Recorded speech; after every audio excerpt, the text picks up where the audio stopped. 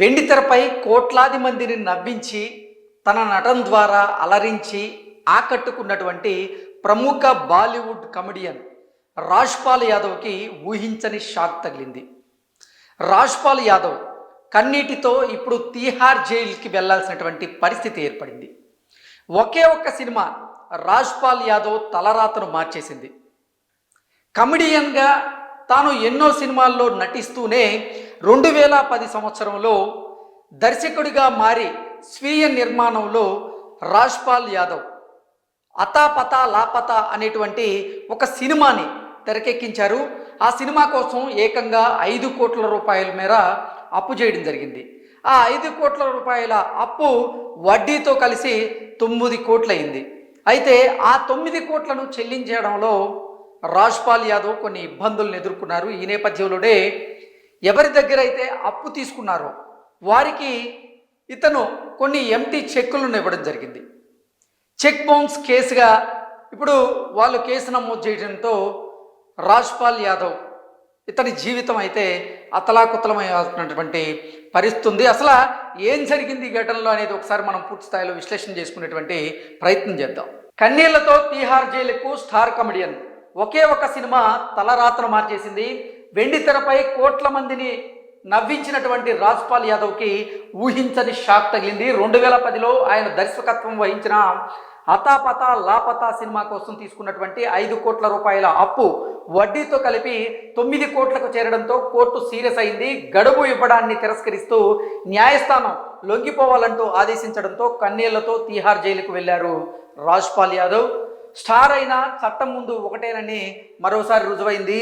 అసలు ఎవరు రాజ్పాల్ యాదవ్ మీద కేసు నమోదు చేశారో, అసలు ఏం జరిగింది అనేది ఒకసారి కనుక మనం పూర్తి వివరాల్లో కనుక వెళ్తే, చెక్ బౌన్స్ కేసులో బాలీవుడ్ నటుడు రాజ్పాల్ యాదవ్ కొంతకాలంగా సతమతం అవుతూ ఉన్నారు. ఢిల్లీ హైకోర్టు ఆదేశాల మేరకు తీహార్ జైలు అధికారుల ముందు ఆయన లొంగిపోయారు. ఈ నెల 2నే సరెండర్ కావాలని న్యాయస్థానం ఇటీవల ఆదేశించిన నేపథ్యంలో గడువు పెంచాలంటూ ఆయన కోర్టుని కోరారు. దాన్ని తప్పుపట్టినటువంటి హైకోర్టు లొంగిపోవాలని ఆదేశాలు ఇవ్వడం, ఆ తర్వాత ఈ తీహార్ జైలు అధికారుల ముందు రాజ్పాల్ యాదవ్ లొంగిపోయారు. అసలు ఏం జరిగిందనేది కనుక చూస్తే, రాజ్పాల్ యాదవ్ ఆయన భార్యపై మురళీ ప్రాజెక్ట్స్ ప్రైవేట్ లిమిటెడ్ సంస్థ చెక్ బౌన్స్ కేసు పెట్టింది. తమ వద్ద తీసుకున్నటువంటి అప్పు తిరిగి చెల్లించకపోగా వారిచ్చినటువంటి కొన్ని చెక్కులు బౌన్స్ అయ్యాయంటూ సదరు సంస్థ వారి మీద ఫిర్యాదు చేసింది. ఢిల్లీ మ్యాజిస్ట్రేట్ కోర్టు రాజ్పాల్ దంపతులను 2018లో దోషులుగా తీర్చి నటుడికి 6 నెలల పాటు జైలు శిక్ష విధించింది. 2019లో సెషన్స్ కోర్టు కూడా ఈ శిక్షను సమర్థించింది. దీన్ని సవాల్ చేస్తూ రాజ్పాల్ ఢిల్లీ హైకోర్టును ఆశ్రయించారు. హైకోర్టు కూడా ఈ శిక్షపై 2024లో తాత్కాలిక స్టే ఇస్తూ రాజీ పడాలని సూచించింది. ఫిర్యాదుదారుడికి డబ్బు తిరిగి చెల్లిస్తామని నటుడు కోర్టుకి ఇచ్చినటువంటి హామీలను నెరవేర్చకపోవడంతో తాజాగా తుది ఆదేశాలను అయితే జారీ చేసింది. ఈ రాజ్పాల్ యాదవ్ కనుక చూసుకున్నట్లయితే హంగామా, షాదీ సే పహలే, అలాగే Bhool భులయ్యా, dream girl 2, baby John తదితర హిందీ చిత్రాల్లో కమెడియన్గా రాణించిన రాజ్పాల్ కిక్ 2 ద్వారా తెలుగు ప్రేక్షకులకు కూడా ఆయన సుపరిచితులయ్యారు.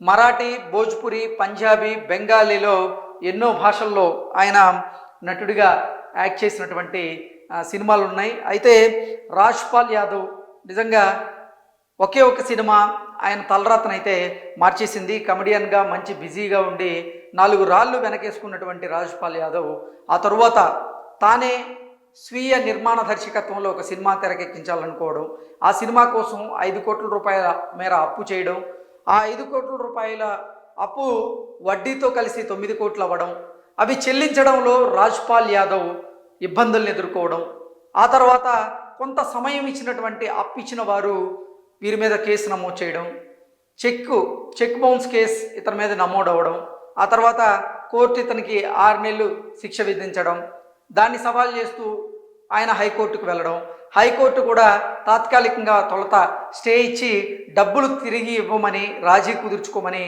వారికి చెప్పడం, డబ్బులు తిరిగి ఇవ్వడంలో రాజ్పాల్ యాదవ్ నిజంగా విఫలమైనటువంటి నేపథ్యంలోనే ఇప్పుడు ఆయన తీహార్ జైలుకి కన్నీటితో వెళ్లాల్సినటువంటి పరిస్థితి అయితే ఎదురైంది. నిజంగా రాజ్పాల్ యాదవ్ అభిమానులు ఎవరైతే ఉన్నారో వారు కూడా అయ్యో మా అభిమాన నటుడికి ఈ పరిస్థితి ఎదురైంది అంటూ కూడా వారు బాధపడుతున్నటువంటి పరిస్థితిని చూస్తూ ఉన్నాం. Thank you so much.